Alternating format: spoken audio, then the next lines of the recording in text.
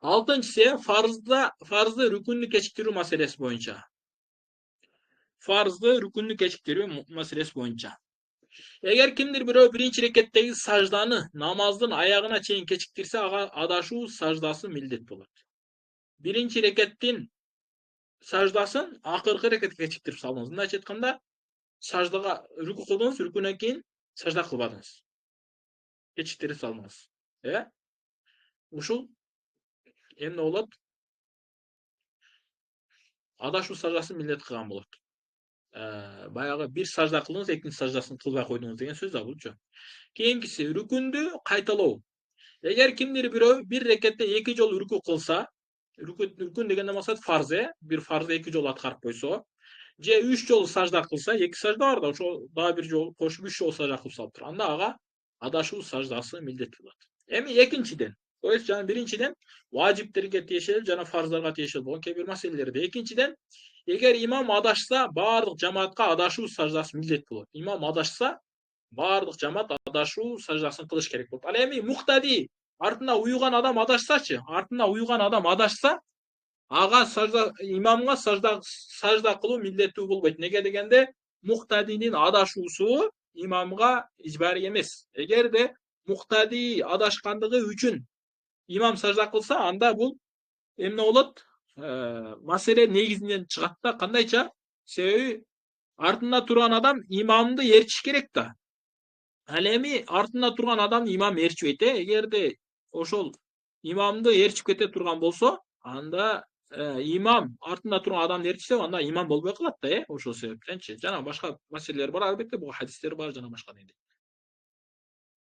Себеби жамаат менен кошо окуп жаткан адам муктади, имамга ээрчигендиктен анын артынан милдеттенет. То есть сөзсүз түрдө имамды ээрчип артынан эмне кылса ошону кылыш керек. Масбук намазга кечирип келген адам болсо, имам менен кошо сажда кылат. Андан кийин саждасы болгон учурда ал имамга ээрчүүсү шарт. Адашуу саждасы болгон учурда, мынакей. Ал эми муктадинин адашуусунда имамга да, жамаатка да сажда фарз болбойт. Анткени эгер ал өз алдынча сажда кылса, имамга каршы болот. Эгер имам аны менен сажда кылса, то есть аны ээрчисе, ээрчиген негиз болот. Бул болсо имам болбой калат. То есть имамдын ээрчитүү деген түшүнүгү жокко чыгат. Кийинки маселе, эгер муктади имам адашкандан кийин кошулса, анда ал имам менен кошо адашуу саждасын ага уюгандыктан кошо аткарат. Имам менен кошо, имам адашканда жок эде, кийин келип кошулду да. Ошондой болсо деле эмне болот? Артынан аны имамды ээрчип сажда кылат. Имам кошулгандан кийин имамды баардык нерседе ээрчиш милдет болот. Эгер адам имамга саждата сахвуну биринчисинен кийин кошулса, анда экинчи саждага кошулат. Биринчисин кайталап жасабайт, то есть. Siz келдиңиз, имам ассаламу алейкум деди. Анан сиз Аллаху акбар деп имамга кошулгучаңыз, имам бир жолу сажда кылса, сиз экинчи саждага кошулуп кете бересиз.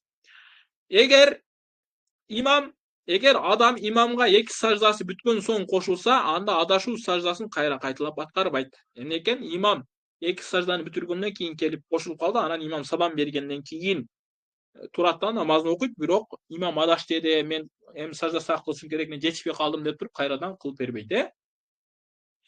Кийинкиси, эгер имам адашса кылбаса, муктади да сажда кылбайт. Эгерде имам адашуу саждасын кылбаса, муктадидан кылбайт, анткени имамга каршы амал кылган болот. Имам адашып кетти, бирок сажда сак кылбады.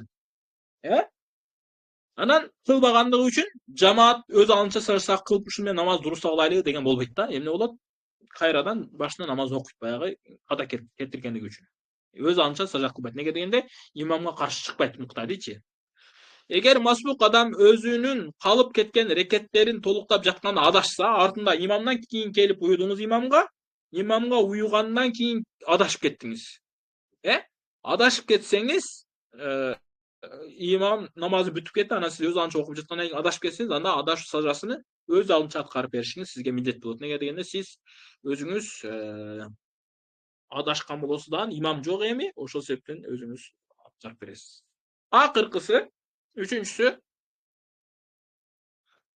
эгер адам намазда шектенип калса кандай болот деген маселелер боюнча. Эгер намазда эң биринчи жолу шектенип жатса, же болбосо жана канча окуганы так эсте жок болсо, эң биринчи жолу башында эме болду, адашып кетти, шектенип калды. Намазды кайра башынан баштайт. Неге? Анткени намазда шектенген себептен сажда саху кылуу бул кыйынчылык туудургандыгы үчүн уруксат берилген. Ал эми сен биринчи жолу алачсаң, сага эч кандай кыйынчылык жок. Эме кылып кое бересиң. Ошондой эле өтө аз эме кыла турган, адаша турган адамдар бар. Шектене турган, шектенген маселеде бул өтө аз шектенет. Бир жылда бир жолу.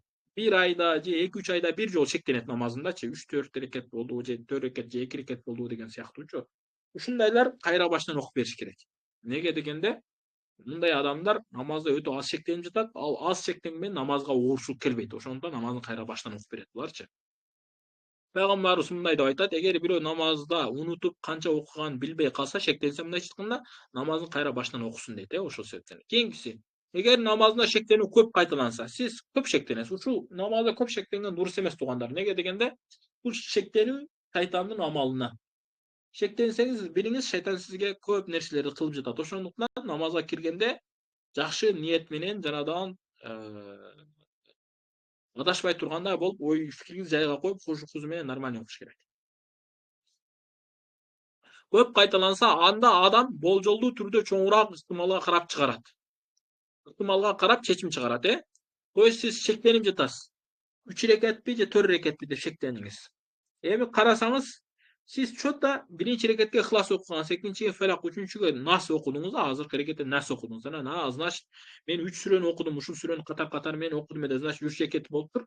Эми 4 рекетке карап өтөм дейсиз. Бул ар бир адам өзүнүн оюнда. Мисалга алганда, бир адам 2 рекетте мындай ой келди, же болбосо 2 рекетте мындай болуп окуду. Ошонусуна карап чечим чыгарат, Себеби ар дайым намазды кайра баштай берүү адамга кыйынчылык жаратат. Ошол себептен эмне бул өзүнүн чоңураак ыктымалын этибарга алат. Ал эми жогору жакта шектенсе эле, 3 айда бир жолу шектенсе эле, же 1 жылда бир жолу, же өмүрүндө биринчи жолу шектенсе, ал сразу намазды башынан баштайт. Неге дегенде, намазда шектенбештиги үчүн мындан кийинчи, кайрадан шек болбоштугу үчүн.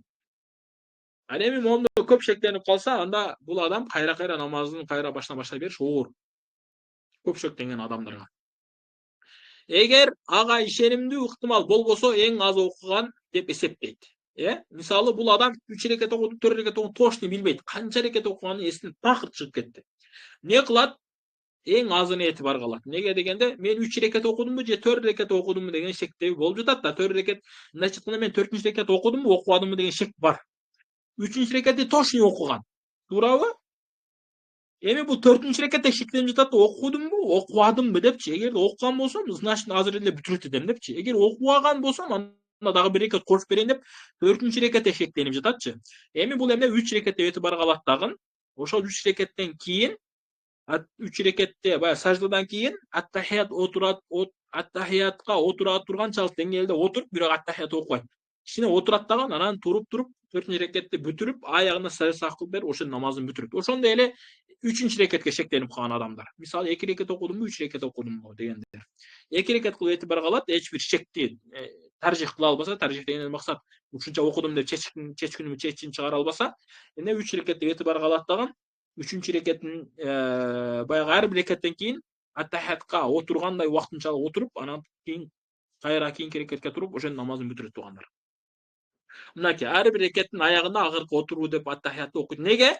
Себеби азыр сен 3 рекет деп 2 рекет деп этибарга алдык да, может бул 3 рекет болгондур шам намазында. Мисалы, туурабы? 3 рекет болгондон кийин аттахиятка отуруш фарз беле? Ооба, фарз. Эгер сен ошол фарз таштап койсоң, намазың бузулуп калат. Ошол себептен эмне кыласың? Отуруп турушуң керек. 2 рекеттен кийин отуруп турасың дагы, анан кийин 3-нчү рекетке турасың. Ошондой эле 4-нчү рекет деп 4-нчү рекетте шектендик. 3 рекет деп этибарга алдыкпы? 3 рекеттен кийин кичине отуруш керек, аттахияттын көлөмүнчө, бирок окубайсыз аттахият. Жөн эле отурасыз. Отургандан кийин анан кийин туруш керек. Ал эми жамаат менен болгондо жок. Жамаат эскертет аягыңыздачы. Кичине отурсаңыз эле жамаат Аллаху акбар дегенде туруп кете бересиз. Жамаат менен окуган имамдар же болбосо карыкелер эмне кылат? Сразу туруп кете берет, Аларга эме жок. Жамаат айтса, алардын сөзү ошол якын болуп берет аларгачы. Абу Саид Худри радhiyallahu anhu билдирген хадисте Пайгамбар саллаллаху алейхи вассалам айткан: эгер бириңер намазда шектенсеңер, 3 же 4 деп, анда шектенүүнү таштасын. То есть шектенүүнү таштасын деген, ошол бир жагын эмеге чыгарсын. Таржих кылсын деген. Ишенимдүүсүнө карасын. Андан кийин адаш саждасын акыркы саламдан мурда кылсын деген сөз. Müslim'in rivayetinde ya. Eğer adam 3 bir 4 bir şeklense oturup attahiyat okuyt. Yani balkim bul 4-cü rekat boluşu mümkün. Ondan keyin dagı bir rekat okuyt, 3-cü rekat boluşu mümkün. O jerde attahiyat okuyt dedim. Okuyt. O jerde attahiyat olturat keçirisler. Okuyt emas, olturat attahiyatga keçirisler. Eğer 1, 2, 3, 4 je taptakır okugan emesmin dep şeklense, anda har bir reketinde oturup attahiyatты okuyt. Sebebi mümkün har bir reket 4-cü rekat bolup kalışı ıhtimal. Birinci reketten ele başlaptır. Bu 4-cü rekat je 4-cü rekat emes de şeklenipdir. Ana kebir adamlar şunday eken da birinci rekette bir rekette şeklen etken. Toyist men hazır bir rekat okudum bu je 4 rekat okudum de şeklen etdi. Hem şunday adamlar var ki ne kılabız. Анан ушундай шектенсе, ал эме кылат экен, ар бир рекеттен кийин атахатка отуруп, анан акыркы 4-нчү рекет ушинтип бир рекетте эти бар калат, анан калган ар бир 3 рекетте, то есть ар бир 4 рекетте отурат, Кийинкиси, эгер бир адам пешин намазында, пешинди окуп жатып, намаз бүттү деп ойлоп салам берди. 4-нчү рекет бүттү деп салам алейкум салам берди. Салам бергенден кийин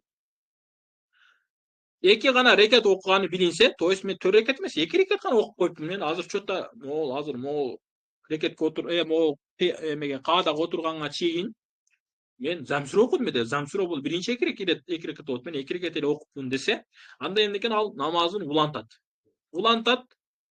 Неге улантат? Себеби намазды бузуучу нерсе кылбаса. Эгерде 2 рекет салам бергенден кийин туруп бир нерсе жесе, же сүйлөсө, же көкүрөгү кыбладан бурулуп кетсе, намазы бузулат туугандар. Же жатып алса мисалычы, мында намазы бузулуп калат. Кайрадан башынан окуп бериш керек болуп калат. Ал эми жок. Салам бергенден кийин ойлонуп калды. Сүйлөгөн да жок. Жүзү эме көкүрөк кыбладан бурулган да жок. Жатып алган жок. Эч нерсе кылган жок. Zikir kılıp jatat. Misалы subhanallah, subhanallah, subhanallah. Je attahiyat okup başladı. Emene ayet-i kürsünü okup başladı.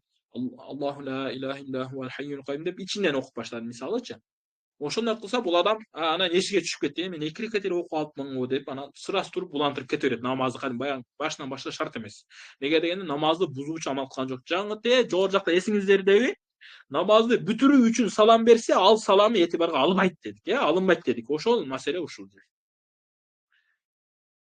Keyingisi Abu Hurayra radhiyallahu anhu bayandayt, aytat Peygamber sallallahu aleyhi ve sellem bizge 2 reket namaz okudu. Oşondo Zul Yedayn attуу kişi, ey Allah'ın elçisi, namaz kıskardı je siz unutup koydunuzmu dedi.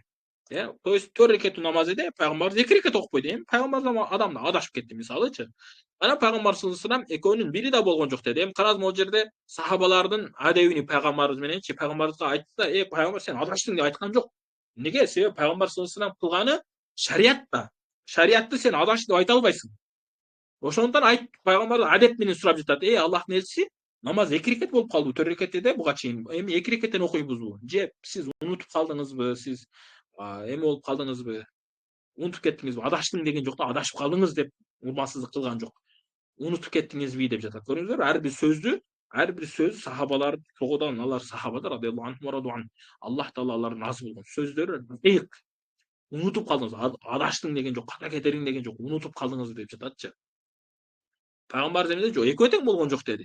Анан ал киши жок экөөнүн бири болду dedi. Аллахтын элчиси экөөнүн бири болсо пайгамбарыбыз башка сахабалардан Зульяден туура айтып жатабы деп сурап. Зульяден туура эле 2 рекет окуп койдукпу, башка 4 рекет окубадыкпы десе, сахабалар ооба туура деди дейт. Ошондо пайгамбар саллаллаху алейхи турду да калган 2 рекетти окуп бүтүрдү. Мындайча айтканда намазды бузуп таштаган жок. Бул жакта бирок сүйлөдү пайгамбарыбыз. Сүйлөө менен намаз бузулат. Туурабы туугандар? Туура. Бул насх болгонго чейинки хадис. Насх болгонго чейинки хадис дегенде кандай? Намазда сүйлөө рухсат эди. Ошол учурда болгон амал. Эми ошол жакта биз намазда сүйлөө насх болгондо биз намазда сүйлөсө болбойт деген өкүмдү алабыз. Бул нерсе менен намазда эми сүйлөсөң боло берет деген нерсени чыгарсак болбойт бул жакта. Себеби деген бул хадис насх болгон. Бирок бул жактагы экинчи нерсе насх болгон эмес. Ал эмне? Намазды улап кетсе болот деген нерсе насх болгон эмес. Ага хадис келген эмес, же Куранда ага далалат жок, андайчы. Ошондуктан эмнеге намазды кайрадан улап кетсе болот. Неге дегенде бул жакта пайгамбар саллаллаху алейхи ва саллям кылган амал сөз гана, башка кыймыл аракет, намазды бузуучу кыймыл аракет болгон эмес туугандар, ошол себептен. Башка да хадисте Абдуллах ибн Масуд радhiyallahu anh баяндап пайгамбар саллаллаху алейхи ва саллям айтты, мен силердей эле адаммын, унутуп коюшум мүмкүн деди, мынакей.